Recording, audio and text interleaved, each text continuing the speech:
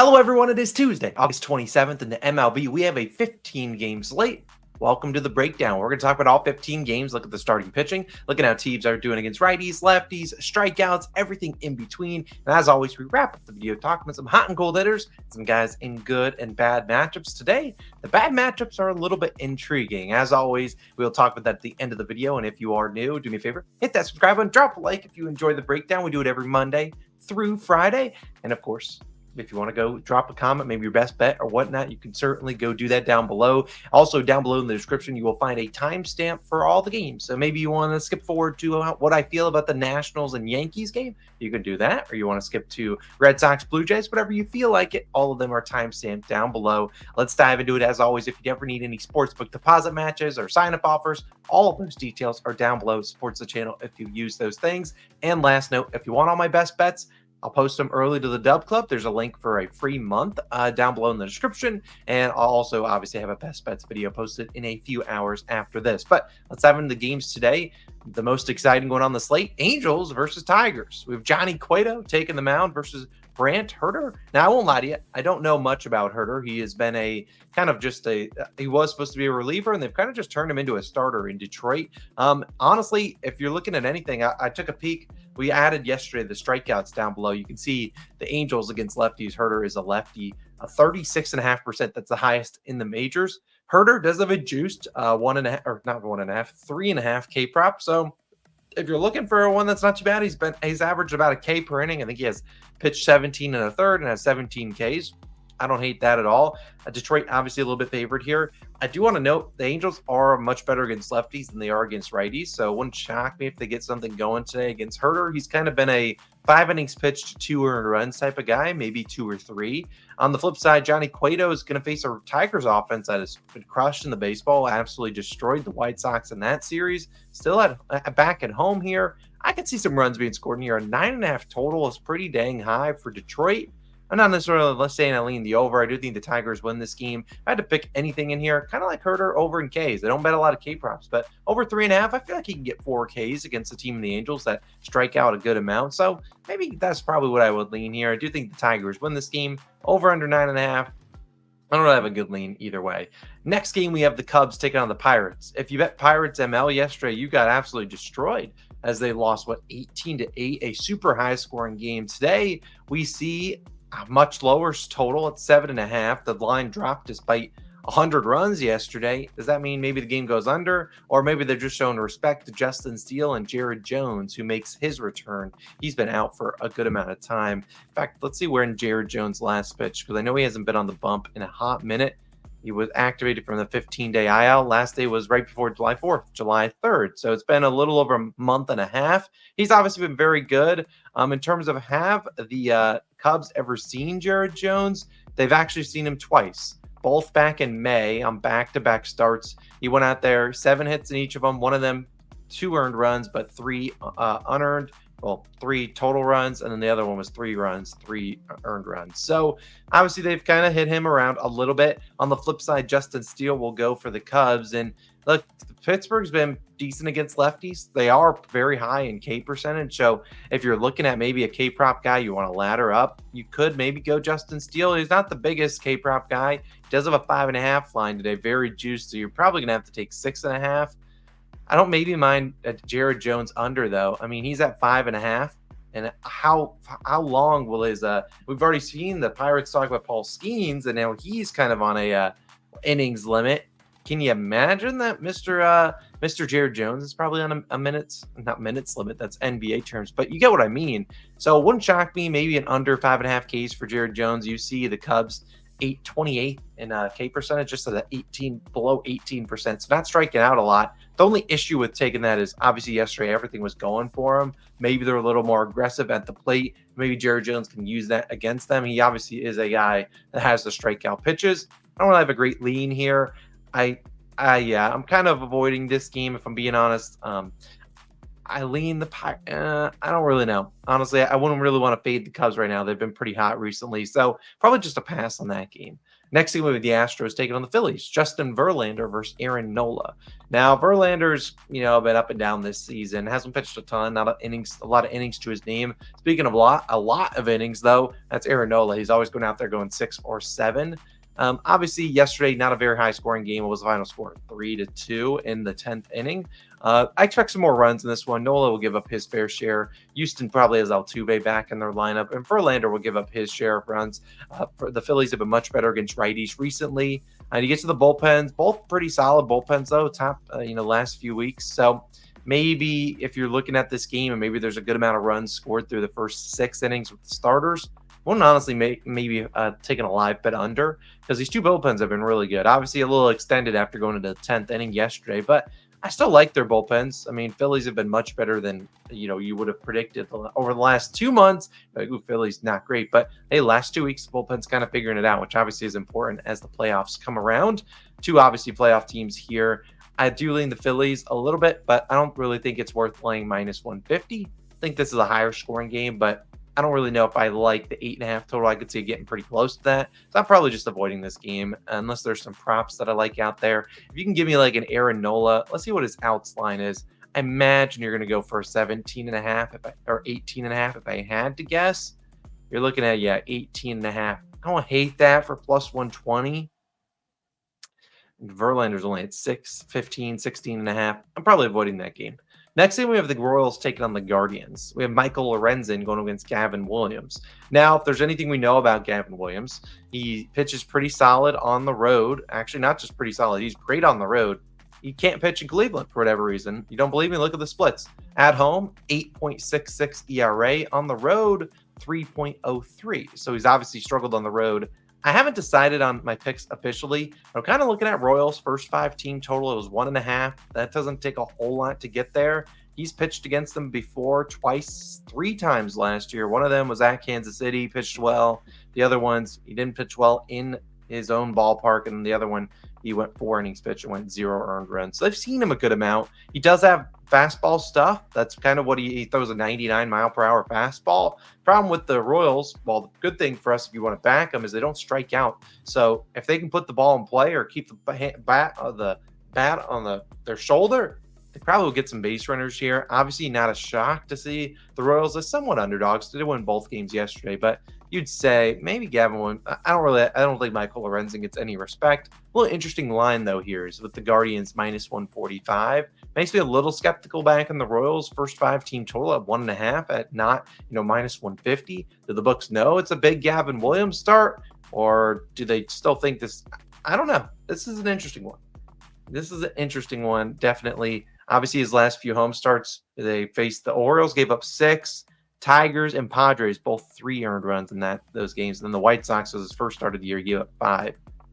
Interesting to say the least. We'll see if maybe he figures it out at home. Next game, we have the A's taking on the Reds. They only have a starter. This is the only game I think we don't have a starter listed for one team, and that would be the Reds. I don't know who they're going to have in there. It looks like Mitch Spence will be starting for the Oakland Athletics. They obviously don't give him any respect as these big underdogs here. You see the A's is Reds is minus 150, another 9.5 total here. I can't really predict this game. If the Reds start a lefty, I kind of like the A's because they're really good against lefties, not as great against righties. But again, it's hard for me to really dive into this game a ton if I don't know who's starting. So if the lefty starts, I kind of lean the over because I think the A's can put up some runs, and I think Mitch Spence gives up his share of runs. But if it's a righty, I'm probably off that game 100%. So stay tuned. I mean, see who starts for the Reds. You might know by the time this video drops or later on this afternoon if you're watching it. Next game, Yankees versus Nationals. Now, Yankees obviously covered with pretty much ease yesterday. Today, everyone will be back in the Yankees, and that is because Garrett Cole is on the mound against Patrick Corbin. Patrick, can he start and pitch well? I will note some of the Yankees have good splits against him. Some of them don't. We'll talk about those at the end of the video. Obviously, the Yankees didn't really get a lot on Mitchell Parker yesterday. He pitched decently, just didn't go far. We had his over announced, and he just wasn't efficient. Haven't been great against lefties batting average-wise. They'll work counts. I'm confident they'll get some runs up on Patrick Corbin. On the flip side, Garrett Cole is probably what this comes down to. Now, Garrett Cole's last few starts, he's been pretty dang good. But let's look at them. One of them was against the Tigers, who, prior to this White Sox series hadn't been that great. The other one was against Cleveland, who hasn't been good against righties. Walked a lot of guys, 5 walks. I could see the Nats getting some runs here. I haven't decided on my official plays yet because it's 4:22 a.m. as I record this. But I kind of lean maybe like a both to score 2 in the first 5. I feel like this late in the year, Yankees -1.5 can't be free, and I know everyone's going to be on that. They'll lay the juice on the run line at -1.5. I think the Nats can get some runs up on on Garrett Cole today. I'm not sure it's my most confident lean that I'll talk about, but I do think that they can get something going on him. Garrett Cole obviously has been very good recently, but I think they could do a little bit of damage here. I'm not saying they put up like 6 earned runs on Cole, but let's look at his earned runs prop. It's 1.5 -160. Corbin has a 3.5 line, so they obviously don't have high hopes for Mr. Corbin. I think the Nats can put up some runs in this game, though. I'm not sure I'll bet it, but I do like them to score a couple runs, and they could. They have a very good team. They could get to Garrett Cole. Maybe his last 2 starts, maybe he's due a little bit of regression. But like I said, a 1.17 ERA his last 4 starts. He's been pretty good. Not sure it's really one I want to jump out on the Nats bandwagon, but obviously we'll see. That game's going to be a fun one. Next game, Blue Jays taking on the Red Sox, a 9.5 total. I kind of like the over here. Yesterday, you saw 2 lower scoring games in this matchup. We saw the Blue Jays, who I talked about. They've been really good, especially against the Red Sox. Bullpen's not terribly taxed after a doubleheader yesterday. Red Sox is a little bit more taxed than the Blue Jays is. I don't like Cooper Criswell. I don't think he's all that good. I think he throws a sweeper. So if you can hit a sweeper, you'll be fine. Yari Rodriguez, I think he's absolutely trash. So I kind of like the over in this one. Yesterday, 2 or lower scoring games. Give me an over, 9.5. Not sure I'll make my official card, but give me the over in this one. I'll have to check a little bit more about Rodriguez and Criswell and how the Jays have been hitting those pitches, but I like an over in this game. I could realistically see both these 2 teams scoring 5 or more runs. That wouldn't shock me at all. Next game, we have the Braves taking on the Twins. Yesterday, one of our picks was Twins ML. That might have been one of the worst wagers of the year as they were down 9-1. Bailey Ober, worst start of his probably career, 9 earned runs. Today, you have Spencer Schwellenbach going against Simeon Woods Richardson. Now, I'm not sure we'll be on Twins. Again, I'll let Logan decide that. I'm not betting on the Twins, that's for sure. Although I do kind of lean them because normally when we lose our pick, it normally hits the next day. Both these teams are about the same against righties. Schwellenbach, got to give him credit. He's been really good lately. Will has been relying a lot on the strikeouts, which the Twins, bottom 10 in terms of strikeouts. On the flip side, Atlanta and Woods Richardson doesn't really rely on a ton of Ks. It's normally more soft contact. So maybe he can pitch pretty well here. That was kind of the problem with Ober yesterday is they timed his pitches and they were just hitting doubles, home runs, and whatnot. Not hard to hit a home run if you're just timing up all his pitches. I mean, he just got rocked. Everyone had his number yesterday. I do lean the Twins here. I'm not sure I will bet it, but I do like the Twins a little bit more here. I think they show up after getting absolutely destroyed yesterday. Maybe their team total. I don't know. Schwellenbach's been really good, though, so give him credit. Next game, Padres taking on the Cardinals. Now, yesterday, obviously, I was on the over in the first 5 in this game, and I had both to score 2. Shout out the Cardinals for coming through. That was pretty sweat-free. They scored like 9 runs in the first 5 innings. Today is an interesting line as we have Dylan Cease going against Miles Mikolas. Now, on paper, you look at the ERAs, you look at the pitchers, you're like, Padres is a juicy, -135. Yes, lay the juice. The problem with this one is I think Mikolas sucks. But if you can get anywhere and you want to be a sharp and you're like, I want to get on the Cardinals, because the Cardinals is a sharp side, in my opinion. I mean, heck, no one's going to bet the Cardinals today. The only silver lining for Mikolas, big soft contact and ground ball guy. And the Padres are number 1 in double plays grounded into.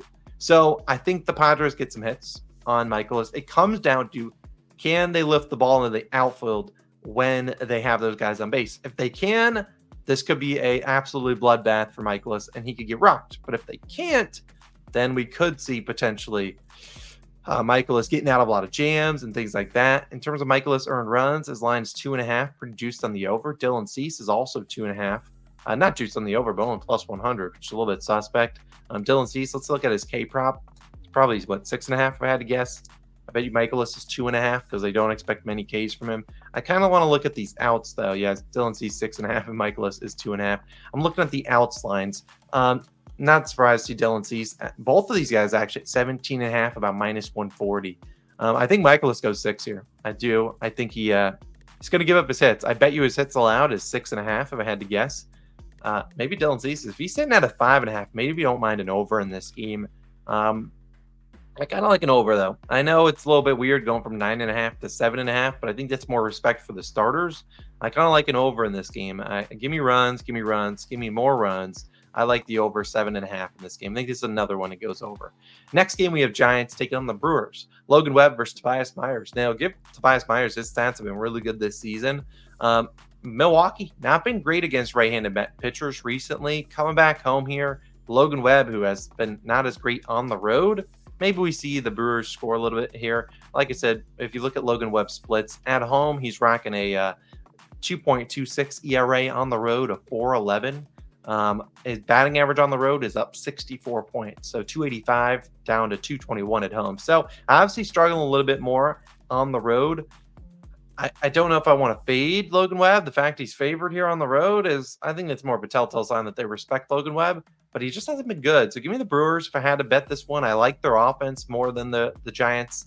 Giants were able to get some hits and runs up on the Mariners pitchers, but I don't know if I've never seen them do it consistently. I do like the Brewers a little bit more than the Giants here. This should be an interesting series, though. I'm not sure it's my favorite. This is one that I'm honestly probably one of many picks in. I'm just kind of avoiding it. I don't know where you go for this one, if I'm being honest. So I'm probably just avoiding it, if I'm being honest. If I've said that like 8 times. Rangers, White Sox. Andrew Heaney versus Garrett Crochet. I haven't seen worse numbers versus lefties in a hot minute than the Rangers numbers. Down there.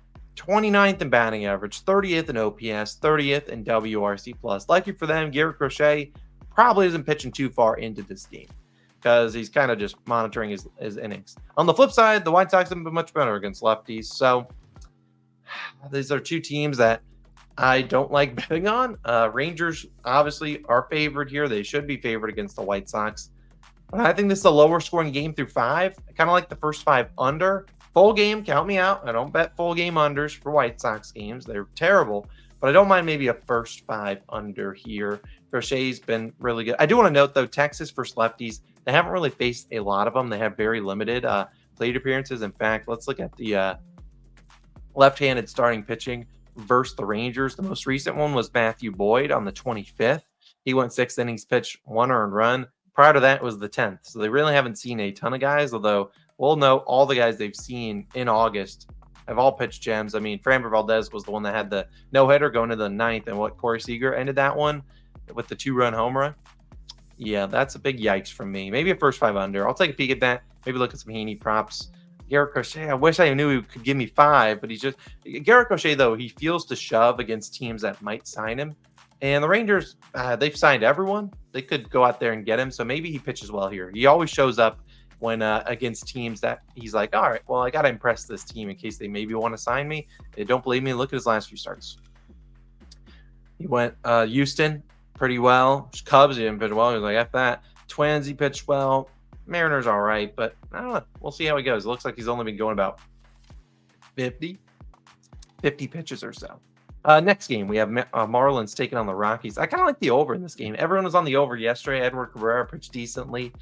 Today, you have Roddery Munoz versus Cal Quantrill. Those are 2 pitchers that I have negative respect for. Roddery Munoz, I'm not sure I'm going to bet any of the Rockies to hit home runs or bases and stuff, but if you're a lefty against Roddery Munoz, have fun, because Roddery Munoz is absolutely terrible against lefties. He has been abysmal. Don't believe me here. I'll tell you the splits right now.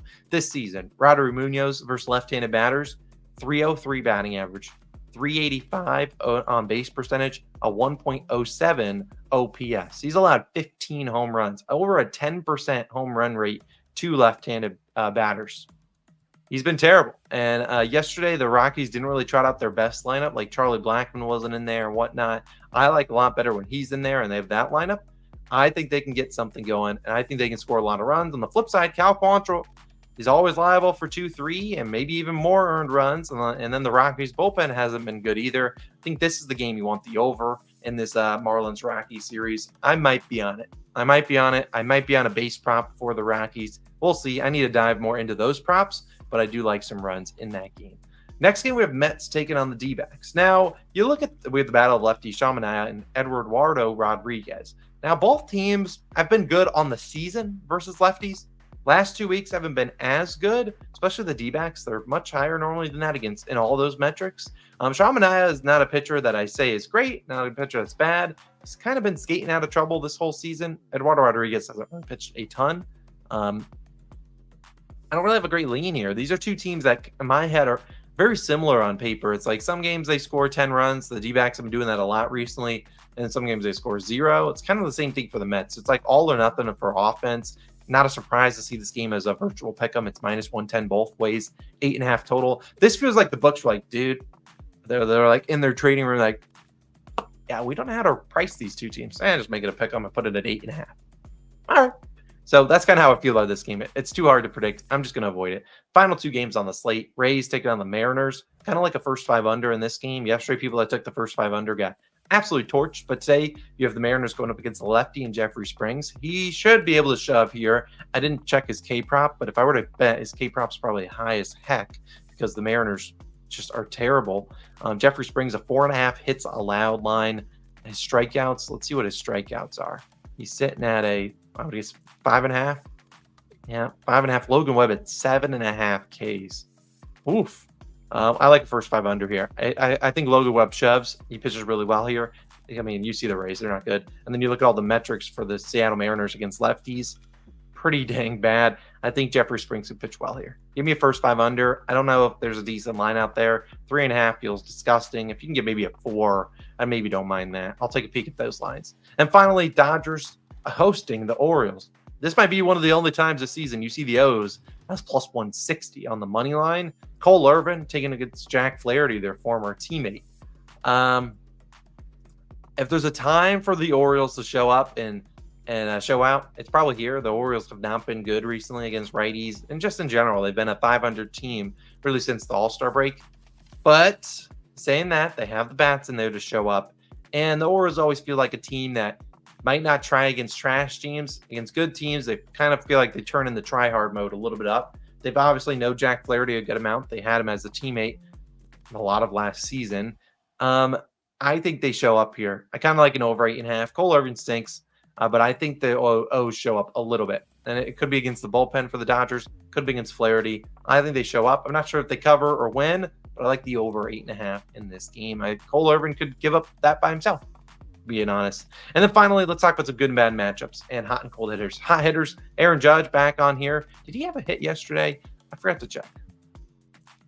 I know he obviously robbed a home run. I know he was walked. Did he get a hit? He did get a hit. He went. Okay, wait, maybe not. Why is this game not coming up in Judge's game log? Judge, yes, he did get a hit. 1 for 4. Juan Soto, 0 for 4. Very nice. Here you have obviously Aaron Judge, JT Realmuto swinging a hot bat, Joey Lopez and Vladdy both swinging hot bats, Lourdes Gurriel, and Max Muncy, who's obviously back and swinging a hot bat. Guys that are cold, Francisco Alvarez, 0 for 16. He's the only guy in the majors with 15 or more plate appearances without a hit over the last 7 days. Josh Naylor, figured out. J-Rod, figured out. Jackson Holiday, Stephen Kwan, Charlie Blackmon hasn't been great recently, but I have a feeling he turns that around today against Roddery Munoz and him being trash. Finally, good and bad matchups. I said there were some interesting ones here. We'll start with the bad matchups. Francisco Lindor versus Erod, not great. Nick Castellanos versus Verlander. Profar, Josh Naylor, it doesn't look like he's getting any better here. And then 2 interesting ones, Aaron Judge and Juan Soto. Judge is only 1 for 8. That one hit was a home run against Corbin. On the flip side, Juan Soto 0 for 4 with 2 walks. I have a feeling those numbers probably changed today because I imagine they've seen Patrick Corbin a lot earlier in his career than he is right now, which is basically borderline batting practice. But just some interesting things to note.